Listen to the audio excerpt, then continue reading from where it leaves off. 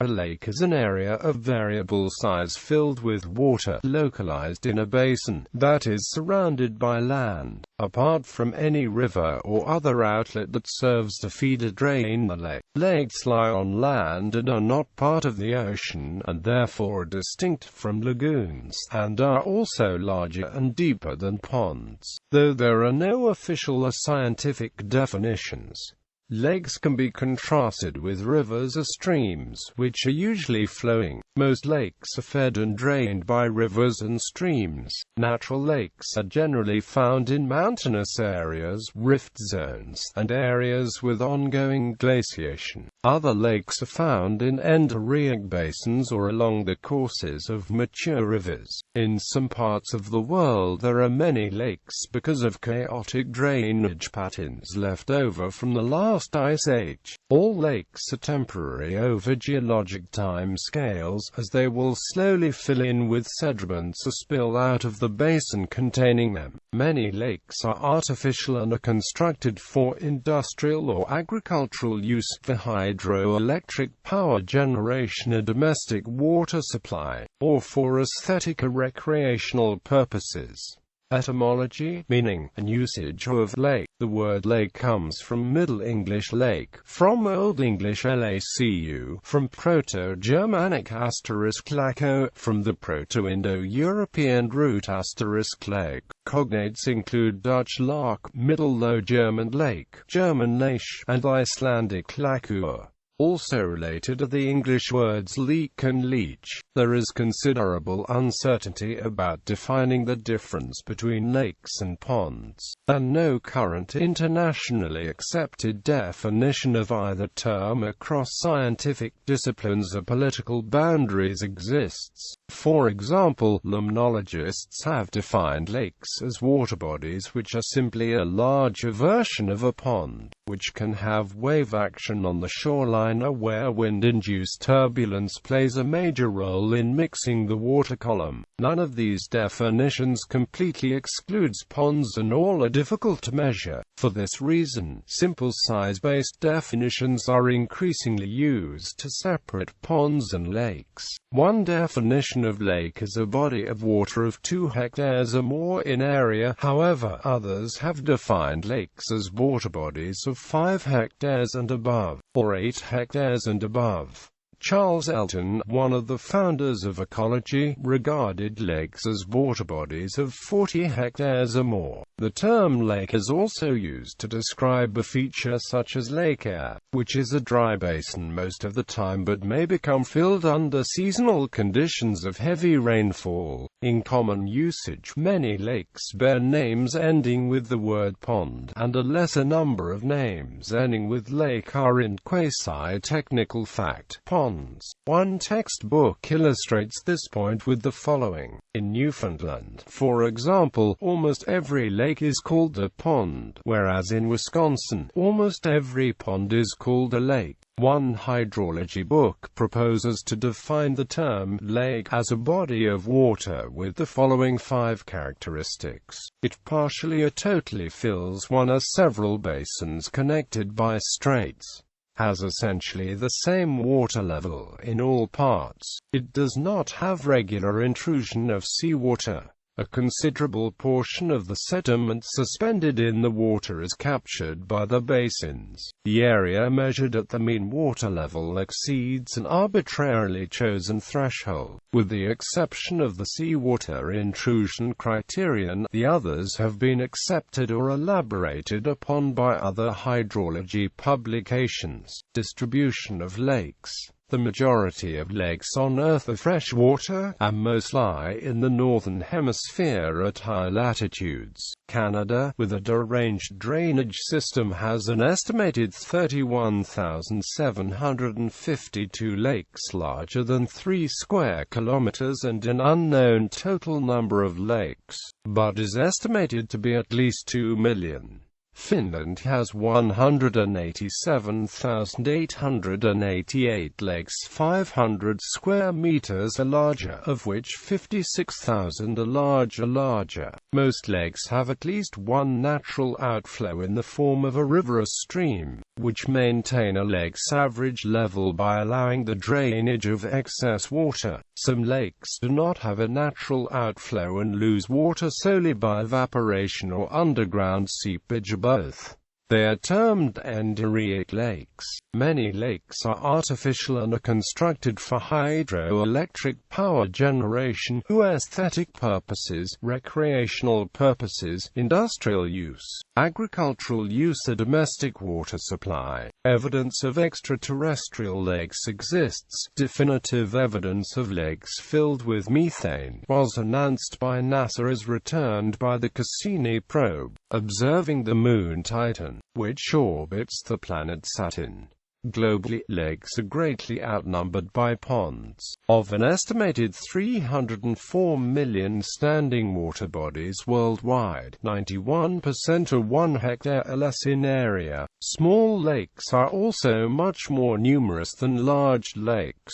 In terms of area, 1/3 of the world's standing water is represented by lakes and ponds of 10 hectares or less. However, large lakes account for much of the area of standing water, with 122 large lakes of 1,000 square kilometers or more representing about 29% of the total global area of standing inland water. Origin of natural lakes. Since they progressively become filled by sediment, lakes are considered ephemeral over geological time scales, and long-living lakes imply that active processes keep forming the basins in which they form. There are a number of natural processes that can form lakes. Tectonic lakes. The longest living lakes on Earth are related to tectonic processes. A tectonic uplift of a mountain range can create depressions that accumulate water and form lakes. Landslide and ice dam lakes. Lakes can also form by means of landslides or by glacial blockages. An example of the latter occurred during the last ice age in the U.S. state of Washington, when a huge lake formed behind a glacial flow. When the ice retreated, the result was an immense flood that created the dry falls at Sun Lakes, Washington. Salt lakes. Salt lakes can form where there is no natural outlet or where the water evaporates rapidly and the drainage surface of the water table has a higher than normal salt content. Examples of salt lakes include Great Salt Lake, the Aral Sea, and the Dead Sea. Oxbow lakes.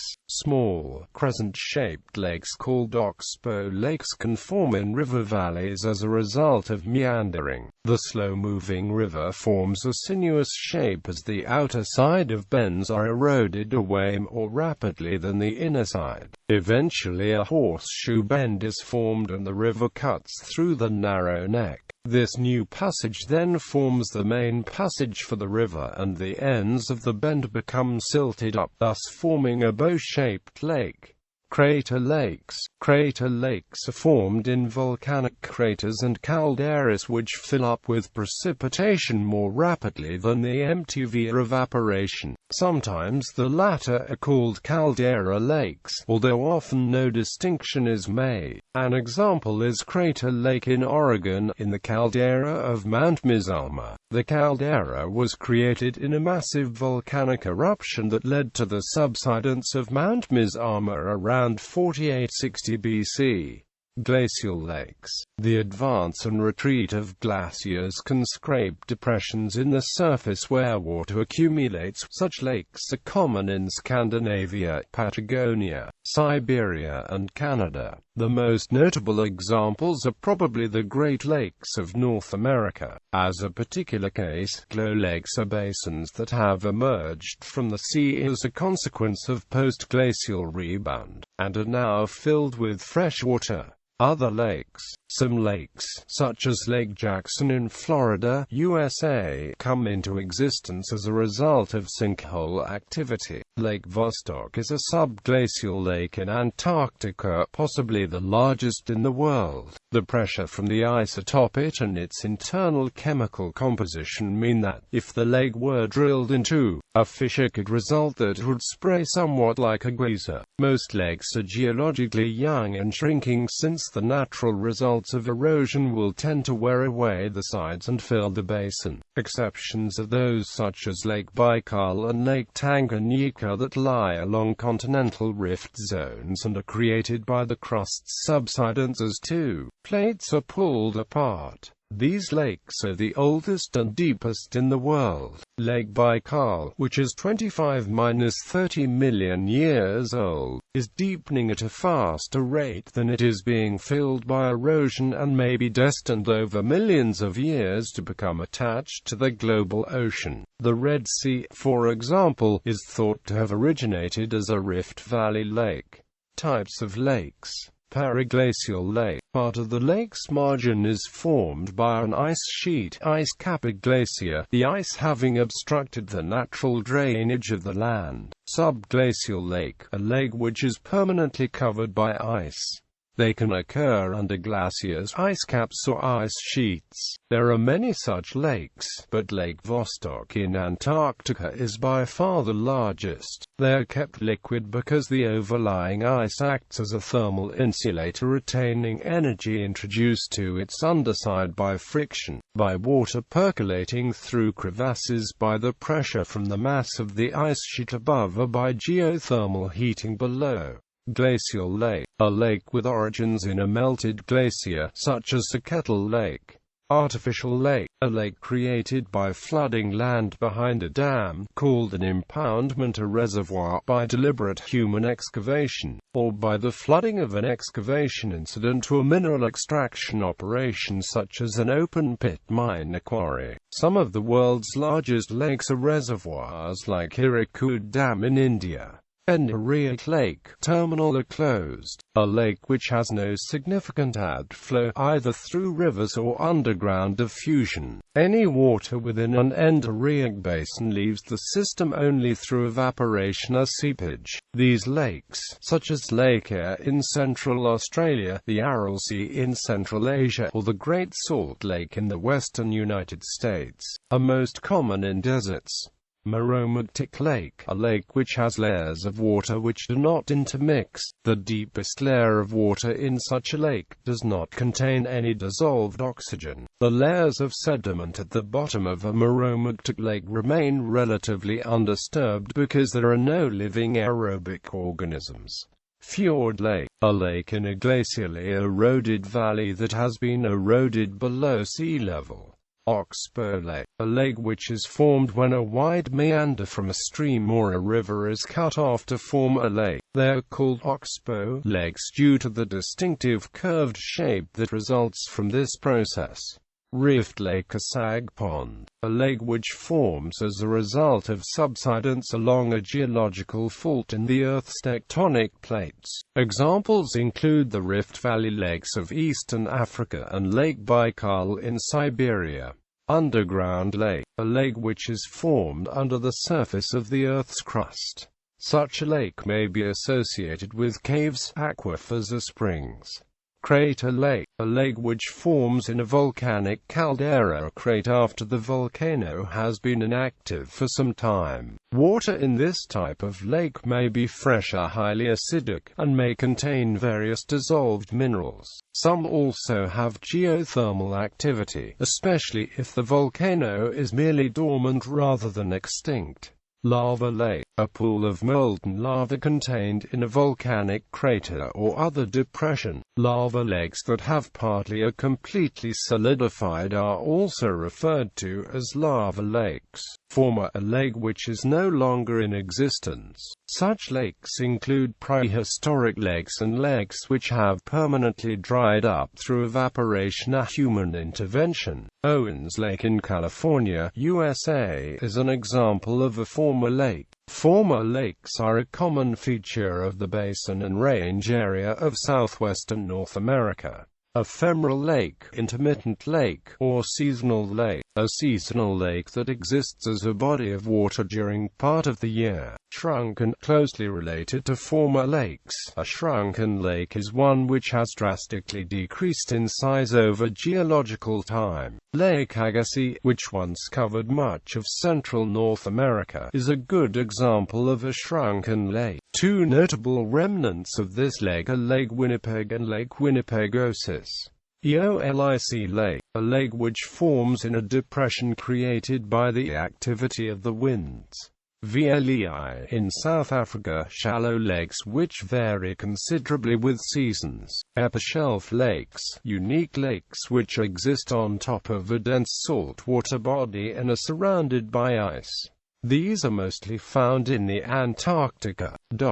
Characteristics. Lakes have numerous features in addition to lake type, such as drainage basin, inflow and outflow, nutrient content, dissolved oxygen, pollutants, pH, and sedimentation. Changes in the level of a lake are controlled by the difference between the input and output compared to the total volume of the lake. Significant input sources are precipitation onto the lake, runoff carried by streams and channels from the lake's catchment area, groundwater channels and aquifers, and artificial sources from outside the catchment area. Output sources are evaporation from the lake, surface and groundwater flows, and any extraction of lake water by humans. As climate conditions and human water requirements vary, these will create fluctuations in the lake level. Lakes can be also categorized on the basis of the richness in nutrients, which typically affect plant growth. Nutrient-poor lakes are said to be oligotrophic and are generally clear, having a low concentration of plant life. Mesotrophic lakes have good clarity and an average level of nutrients. Eutrophic lakes are enriched with nutrients, resulting in good plant growth and possible algal blooms. Hypertrophic lakes are bodies of water that have been excessively enriched with nutrients. These lakes typically have poor clarity and are subject to devastating algal blooms. Lakes typically reach this condition due to human activities, such as heavy use of fertilizers in the lake catchment area. Such lakes are of little use to humans and have a poor ecosystem due to decreased dissolved oxygen. Due to the unusual relationship between water's temperature and its density, lakes form layers called thermoclines,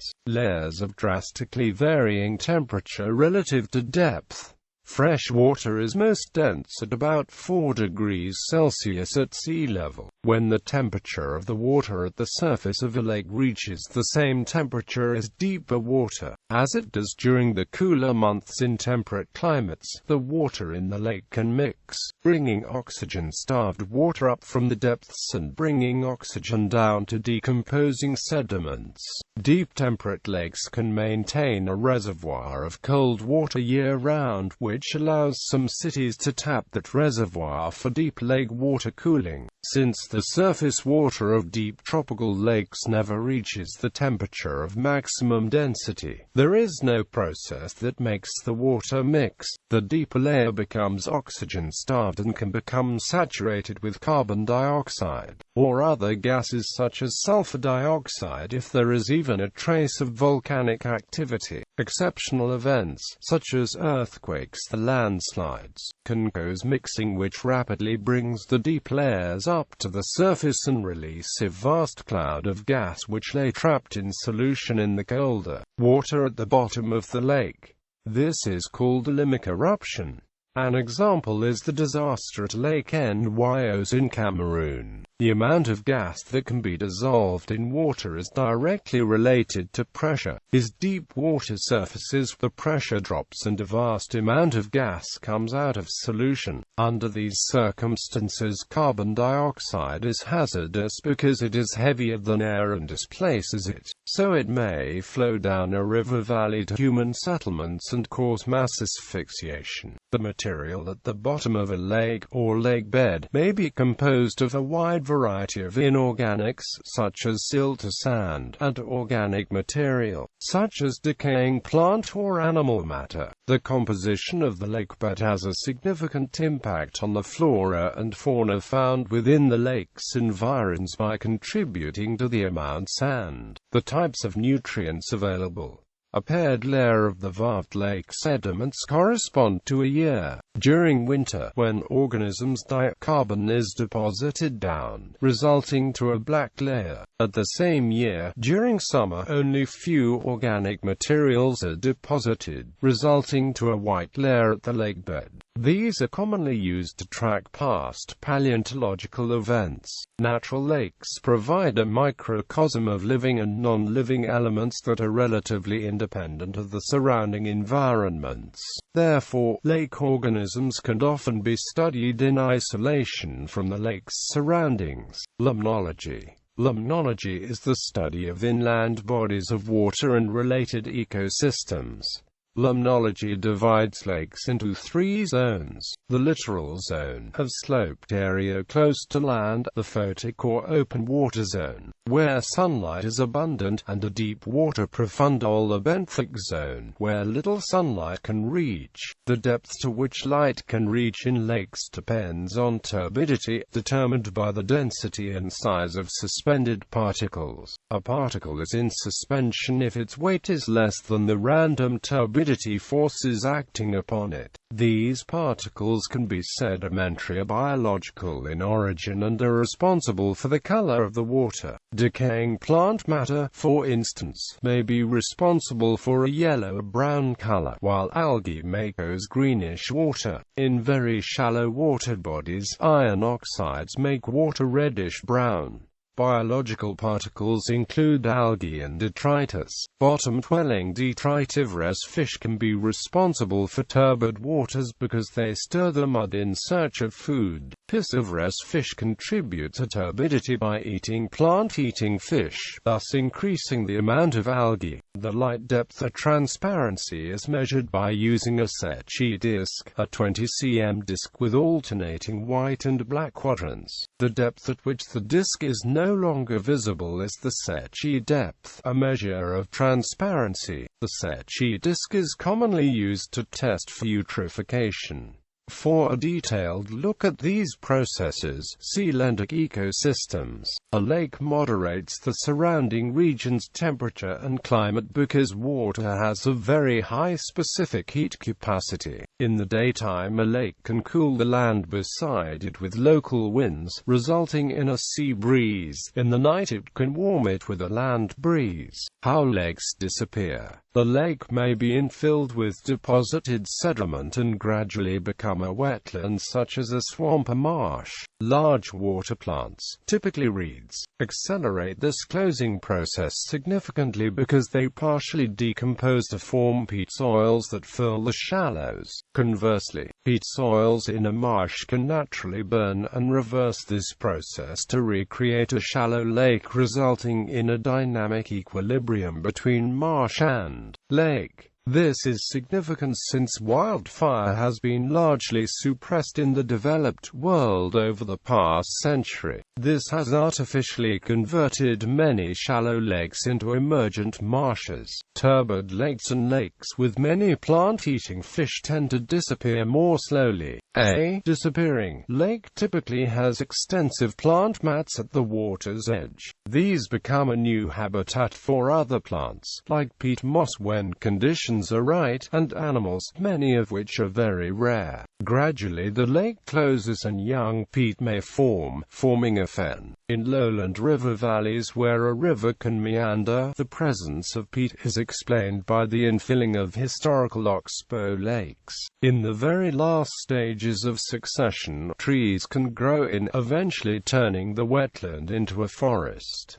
Some lakes can disappear seasonally. These are called intermittent lakes, ephemeral lakes, or seasonal lakes that can be found in karstic terrain. A prime example of an intermittent lake is Lake Cerknica in Slovenia or Lag Praupult in Graubünden. Other intermittent lakes are only the result of above-average precipitation in a closed or endorheic basin, usually filling dry lake beds. This can occur in some of the driest places on Earth, like Death Valley. This occurred in the spring of 2005, after unusually heavy rains. The lake did not last into the summer and was quickly evaporated.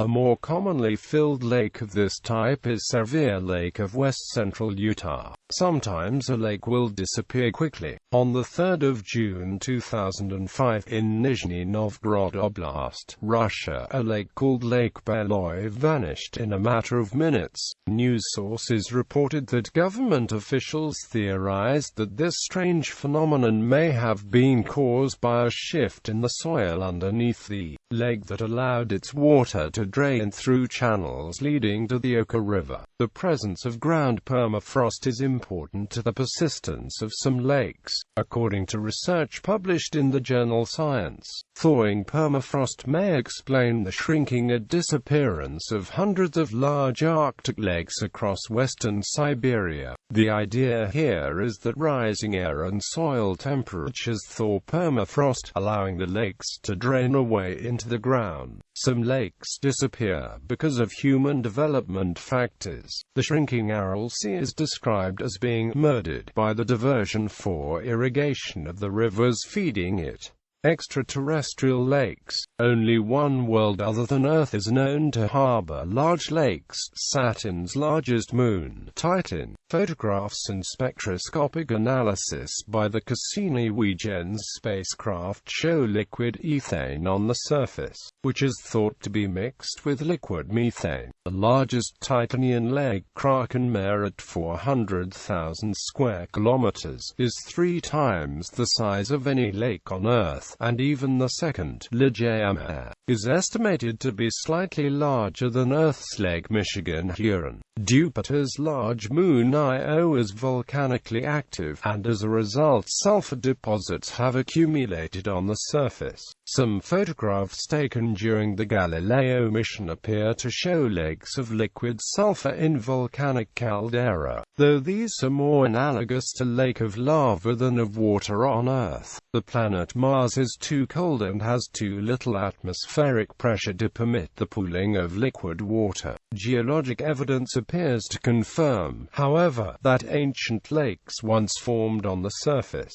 It is also possible that volcanic activity on Mars will occasionally melt subsurface ice, creating large temporary lakes. This water would quickly freeze and then sublimate, unless insulated in some manner, such as by coating of volcanic ash. There are dark basaltic plains on the Moon, similar to Luna Maria but smaller, that are called lacus because they were thought by early astronomers to be lakes of water.